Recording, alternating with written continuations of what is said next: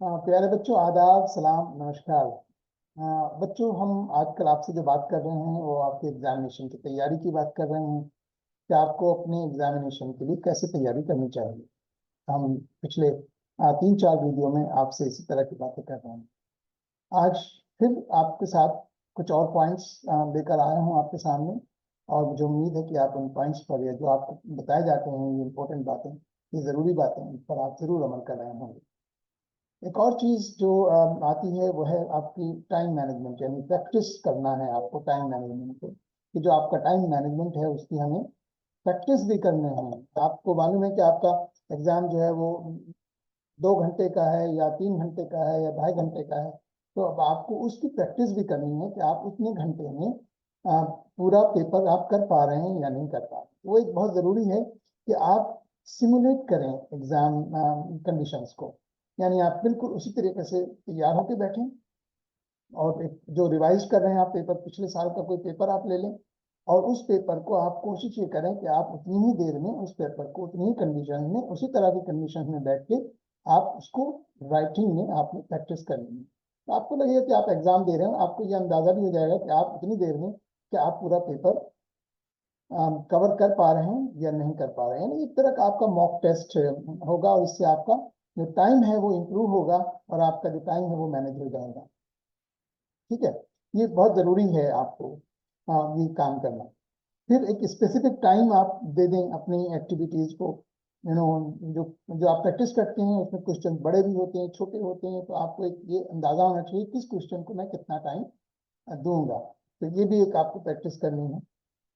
इसके बाद फिर आपको माइंडफुलनेस एंड रिलैक्सेशन टेक्निक का भी इस्तेमाल करना है। यानी आप कैसे, यानी आप रिफ्रेश होने के लिए, है ना, रिलैक्स होने के लिए कौन सी टेक्निक का आप इस्तेमाल कर सकते हैं, वो भी बहुत ज़रूरी है। जैसे आप डीप ब्रीदिंग कर सकते हैं, आप योगा कर सकते हैं, मेडिटेशन कर सकते हैं, प्रेयर कर सकते हैं, है ना। ये सब चीज़ें आपकी जो स्ट्रेस होता है आपके ऊपर, उस स्ट्रेस को मैनेज करती हैं।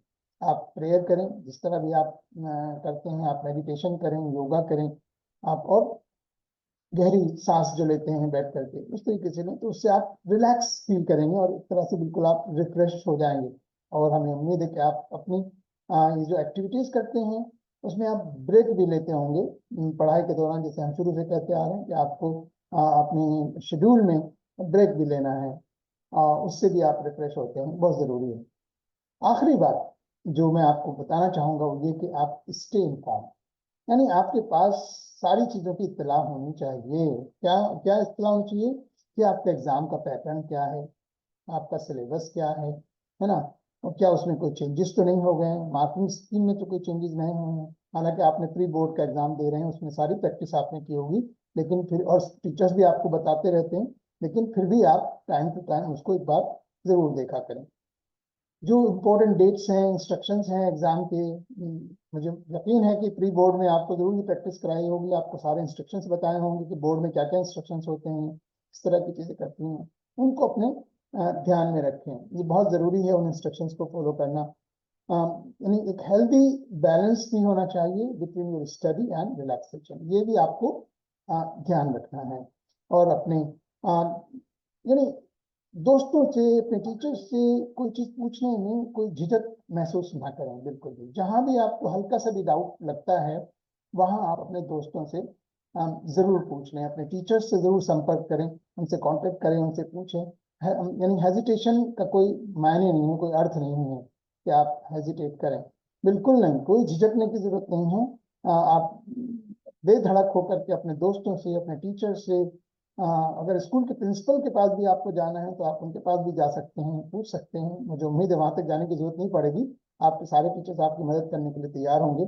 और अपनी फैमिली में, आपकी फैमिली में भी हो सकता है आपके पेरेंट्स आपको सपोर्ट कर सकें, आपके बड़े ब्रदर्स हों, बड़ी सिस्टर्स हों जो आपको सपोर्ट कर सकें, और आपके दोस्त अहबाब, तो उन सबसे बिल्कुल बिला झिझक, है ना, किसी किस्म की झिझक नहीं, और आप उनसे जाइए और पूछिए जो भी चेंजेस हो रहे हैं।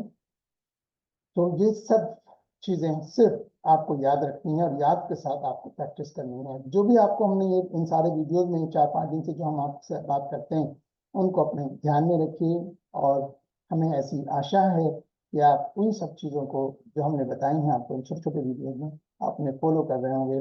और फिर मैं आखिर में आप सबको एक बार फिर से बेस्ट ऑफ लक बोलना चाहूँगा। और इसके बाद जो मैं वीडियो बनाऊंगा वो मैं आपके पेरेंट्स के लिए बनाऊंगा कि उनको क्या करना है, वो आपके पेरेंट्स आपको कैसे सपोर्ट करें, ये मैं उनके लिए बनाऊंगा। ये आप आज के लिए आज आपके लिए आखिरी है, लेकिन फिर जब एग्जाम शुरू हो जाएंगे तो फिर हो सकता है मैं आपसे कभी 1-2 मिनट बात करूं। बहरहाल once again best of luck, have a great time. मुझे ऐसी आशा है कि आप अपने एग्जाम में बहुत अच्छा करेंगे, बहुत अच्छा करेंगे। स्टे पॉजिटिव, स्टे पॉजिटिव, सकारात्मक सोच रखें, मस्बत सोच रखें। Take care, all the best.